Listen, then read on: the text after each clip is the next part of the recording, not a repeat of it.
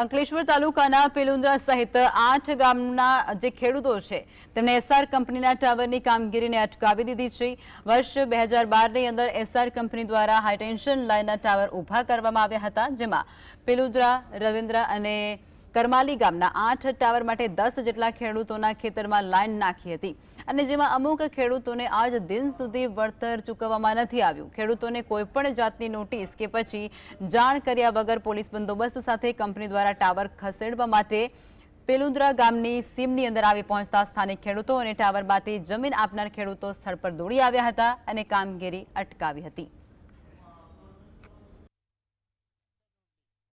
અમે આપી દેવા તમને તૈયાર છે, પણ અમારું હાલની જમીનનું જે મૂલ્યાંકન છે એ અમને આપો, એ હિસાબે અમે એમને રોક્યા છે।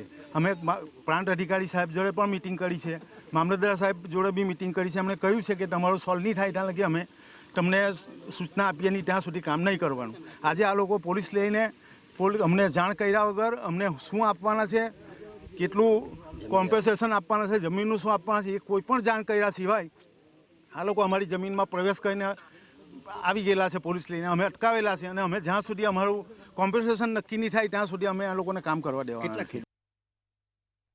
નેશનલ હાઈવે આવ્યો તો એમને કંઈ લાઈન ઊંચી કરવાની થાય છે તો એ લોકો લાઈન આખી ખસેડવાની વાત કરે છે। હવે તે વખત પણ અમને કોઈ વળતર મળ્યું નથી। મારો 5 એકર શેરડીની જમીનનો પૂરતું વળતર મને મળ્યું નથી, પાકનું પણ વળતર નથી મળ્યું, ટાવર અને લાઈન જે જાય છે એનું તો કશું મળ્યું જ નથી। હવે ફરી પાછા આ ટાવર ખસેડે છે અને એ જ ફરી પાછું વચ્ચેથી જાય છે આટલું લાંબુ।